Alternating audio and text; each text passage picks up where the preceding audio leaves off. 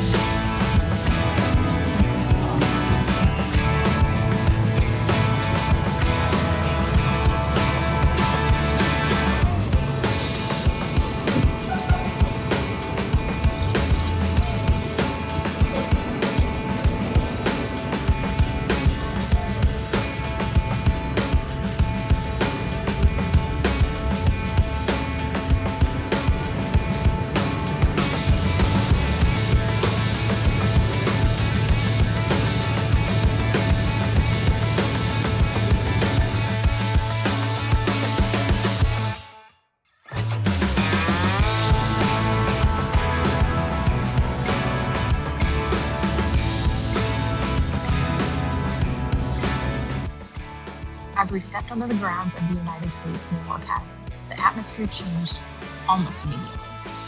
Just beyond the streets and waterfront of Annapolis is a campus shaped by discipline, tradition, and service.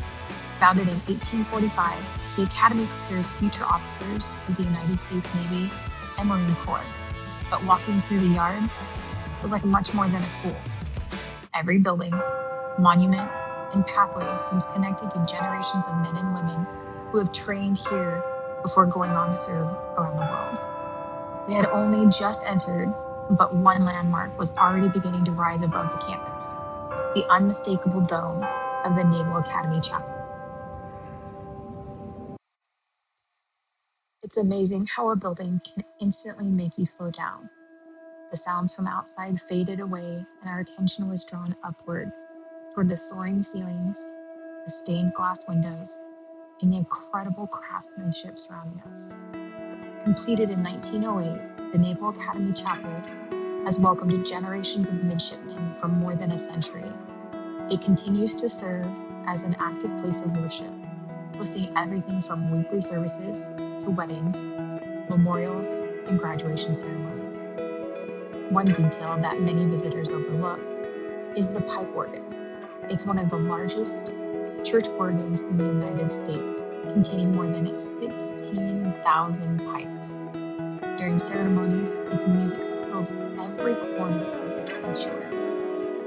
The stained glass windows tell stories of faith, sacrifice, courage, and service, qualities that have shaped the lives of countless officers who have began their journey here at the Academy. I also found it interesting that this chapel was inspired by Les Invalides in Paris, the same historic complex where Napoleon Bonaparte is buried. That influence can be seen still in the architecture today, especially in the magnificent copper dome that's become one of Annapolis' most recognizable landmarks.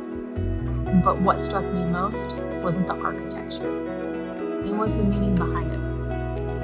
Every graduating class is gathered here. Every year, young men and women preparing to serve something greater than themselves have walked the aisles, sat in these pews, and reflected beneath this very dome. Whether you come here for the history, architecture, or simply a moment of quiet, it's hard to leave without appreciating what this place represents.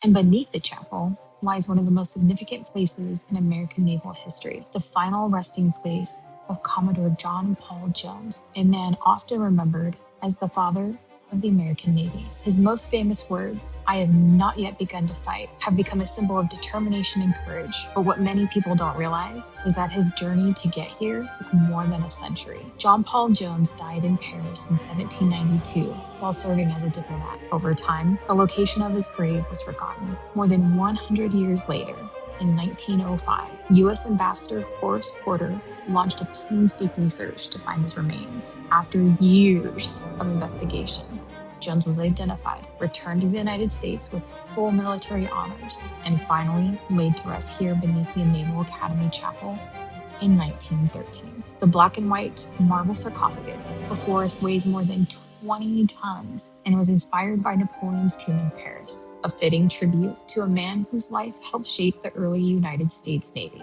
Standing here, it's impossible not to reflect on the sacrifices made by those who serve. This crypt isn't simply a resting place of a Navy hero. It's a reminder that the freedoms we enjoy today were secured by ordinary people who chose to do extraordinary things. And as generations of future officers pass through this space, they're reminded that the legacy of service they inherit began long before them. Once we left the crypt, we headed to the U.S. Naval Academy Museum, located here in Preble Hall. Once inside, it didn't take long to realize this wasn't just another military museum. but a place that tells a much bigger story. It isn't just about ships or battles, which they obviously had. It's about the people who served, the innovations that changed history, and generations of leaders who have passed through the Naval Academy. One thing I found particularly interesting is that the museum's collection dates back to the 1840s, which isn't that long after the Academy was established itself. Many of the artifacts here have been used to teach midshipmen for generations, which connects today's students with the Navy's past in a very tangible way. As we made our way through the exhibits, we found everything from beautifully crafted ship models to uniforms, weapons, navigation instruments, and artifacts recovered from historic naval vessels. Some of the ship's models are so detailed, they were actually built to help naval architects design and study ships long before computers ever existed. One of the museum's most famous collections is the Rogers collection of ship models. Many of these miniature ships aren't just displays. They're considered works of art. Every rope, cannon, sail, and deck plank was carefully created by hand, preserving craftsmanship of ships that sailed centuries ago. I will say there was something that I did not expect to learn. It was that these models were once some of the Navy's best teaching tools. Before digital simulations and engineering software, future officers could study these very models before us to understand how ships were built, how they handled at sea, and how naval technology evolved over time. Walking through these exhibits, you begin to realize that the history of the Navy isn't just a story of battles. It's also a story of exploration, innovation, engineering, and perseverance. Every artifact represents someone who served, someone who built, or someone who dreamed of pushing a little farther beyond the horizon. What I appreciate most about places like this is that they preserve stories that might otherwise be forgotten. They remind us that history isn't made by famous names alone. It's made by countless individuals whose dedication and sacrifice help shape the world we live in today. So whether you're passionate about military history or simply enjoy learning about the people and events that shaped our country, the Naval Academy Museum is well worth taking the time to explore. For us, it was the perfect way to finish our visit to one of the most historic campuses in America.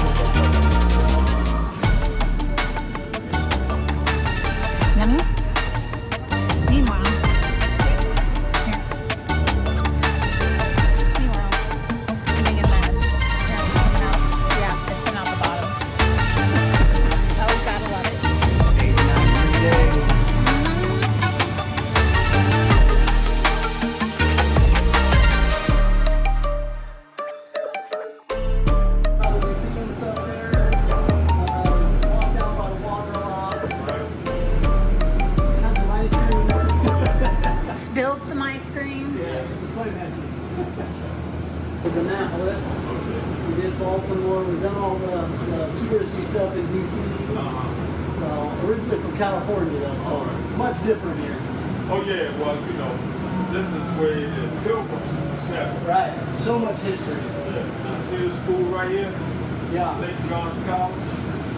It's not affiliated with any other St. John's College. Really? But it's actually was the first college in the United States. Wow. But they put the mail on the wrong horse. So it became the third oldest college in the United States. Oh, wow.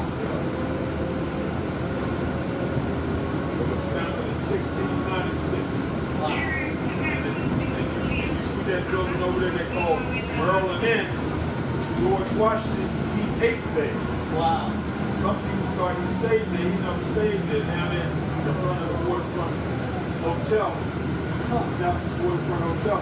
There's a plaque on the ground across the street. That's where he actually stayed. Okay. Yeah, that's where he slept. Wow. Then Fleet Street, Cornhill Street, Hackney Street, and E Street. By being so close to the dock down there, they still had chains on the walls where they kept the slaves. Okay. Yeah. Wow. But that building called Middleton's, the restaurant called Middleton's, up from it about maybe